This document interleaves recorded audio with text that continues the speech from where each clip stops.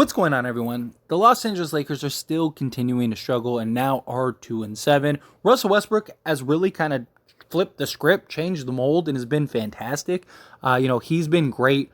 Last night, he had an excellent first half. Tapered off a bit in the second half. He did have 7 turnovers, which isn't good. But for the most part, since this transition to the bench, he's really kind of had this new spark. He's really kind of improved his game in many ways, and it's just fit in a lot better than previously. And I don't know if it's just the adjustment. I don't know if it's a long-term thing. I think it is. I think he's bought in. I think he's ready to go. I think he's willing to sacrifice. He's shown it all off-season, including into the season. So I have no reason to think otherwise. And the narrative has really shifted from him, right? I mean, he's getting MVP chants. Fans are really embracing him and really excited to see him again. From a statistical standpoint, he has been fantastic. I mean, he's been arguably their best player the last few games. He's a guy that really has embraced the defensive side. He's number 2 amongst all point guards, 14th overall in defensive efficiency. Like, he's really embraced that role. LeBron James, he's really kind of seemed to struggle a lot this season. And a lot of that, a lot of people equate that to father time, but I really don't think that's what it is, because it's more decision making than just lack of skill set, right? We're seeing him in many ways still be the same LeBron James. It's just his decision making and his shooting is really just not there right now. And he equates that, to the bug that he had. He was feeling sick, and his ankle, he doesn't really have the lift. I mean, even LeBron himself said he doesn't really have the lift, yet he just keeps shooting. And that doesn't really make sense. I mean, up until he finally made a 3 last night, he was 0-15, 0-16 from the three-point line, dating back to the Denver game. Like, that's pretty crazy for him to keep shooting. And I understand that, he's trying to get out of his slump, but, we're not winning games. And him just jacking up fadeaway threes is not helping put W's in the win column. And then Anthony Davis, right? Anthony Davis he's just disappearing in second halves.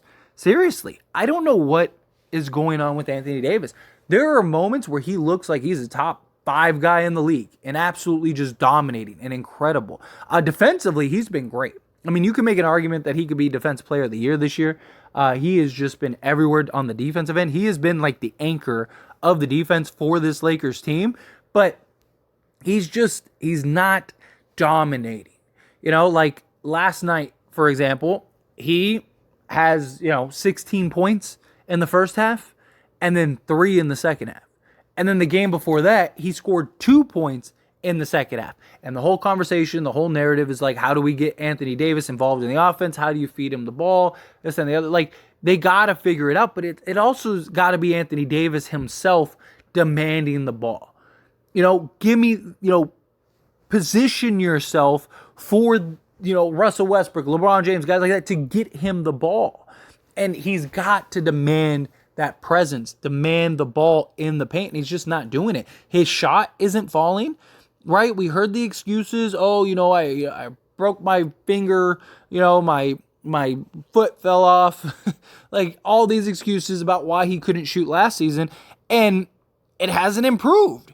And he worked with the lethal shooter, and last time he worked with the lethal shooter was the bubble year, where he was great. He couldn't miss. That mid-range was absolutely lethal and deadly. And then his 3-point shot, he was actually knocking down at like a reasonable clip during the season, especially in the bubble. And he's just not that guy. Ever since the bubble, that was it. Him winning the championship with the Lakers, that was supposed to be his moment. That was supposed to be the moment of him, getting the torch passed to him and him really stepping up and him being that guy.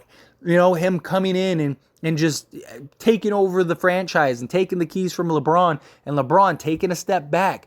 And he just hasn't done it to that point. And he needs to be held accountable. And, I mean, injuries, that's another big thing, obviously. But to be fair, a lot of people have been injured since the bubble year. A lot of players equate that to just like the compact, going from the bubble to directly into the season, a month later, which could be the case. And Anthony Davis has played more games than a lot of stars in this league the last few years. But still, it just seems that his injuries come at like impromptu times, right? We're up 3-1 against the Sun, or 3-2 against the Suns, or no, 2-1 to the Suns, and we're about to go up 3-1, and then he gets hurt, and it's like, it's a mess, and it's just like, dude, come on, like, we need you to stay healthy, we need you to be dominant. We've all said it from day one.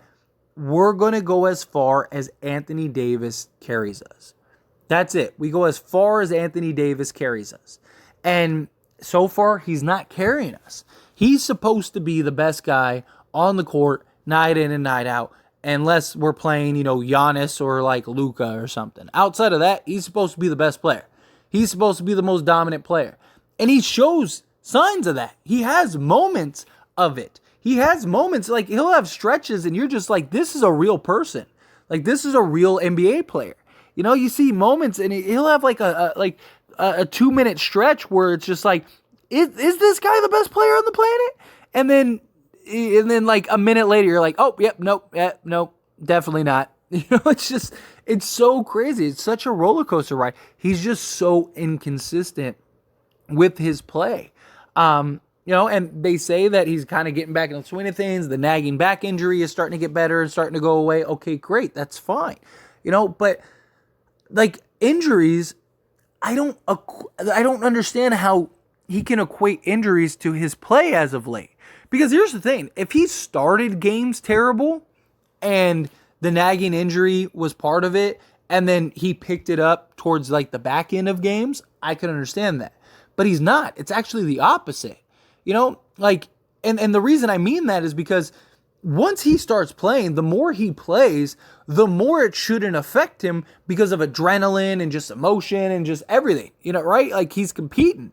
So it shouldn't be bothering him. It's just like when, a player sprains their ankle or rolls their ankle or something, right? You keep playing with it. You don't really notice it. You don't feel it. But as soon as you sit down and that's it, boom, right? It just, it immediately flares up and you got a basketball-sized, welt on you. It's just, but that's not what's happening here. He's dominant and great in the beginning, and then he just terrible and just not showing up in the halves. And I don't know if it's maybe him going to the locker room and sitting down in the locker room, and it just, everything just kind of hurts after that or what. But then if that's the case, they need to start doing treatments at halftime. It's not good. It's not good for the Lakers. It's not good for Anthony Davis. So many people want him to be traded. My problem with that is, like, what are you going to get? Like, right now, he's not going to have the value that people want. You need him. He's our biggest mismatch. He is. He's our biggest mismatch.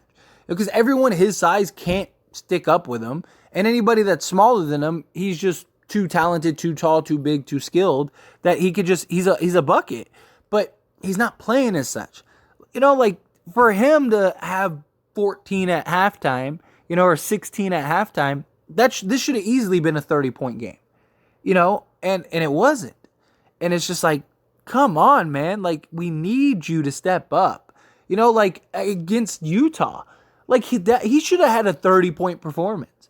There's not a single guy on Utah that can slow down or stop Anthony Davis if he's playing like a monster. But he doesn't. He doesn't play like a monster night in and night out. And it affects us. And it hurts us. And it hurts the team. And the problem is we're not good enough to pick up his slack. So we need him to be good. We need him to be better. And the problem is I just don't know if he is. I don't think he's ever going to be the bubble Anthony Davis. I think he had that nice run. It got us a championship. And I'm thankful for that. It's awesome. I'm glad we got a championship. But I don't think we're going to see that again.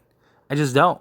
Maybe if we get to another finals, maybe he has like a 4-game stretch and it's like, man, okay, here we go. But like, realistically, I just don't see him being that guy night in and night out that's just going to be dominant and just going to be completely taking over games on a nightly basis. Like, he is too talented. He should easily be, with the way he can play on both sides of the ball, he should easily be top 3 in conversation. I mean, you're talking like a legit, 6'11", 7-foot guy that can do everything. That can shoot, that can pass, that can block shots, that can guard out on the perimeter, that everything. Like, there's nothing Anthony Davis can't do. He just doesn't do it all consistently night in and night out. Like, he should easily be in the conversation of, like, is he the best player? And he's not. There was a point where he had that, where there was that legit conversation, but those days have seemed to have came and went.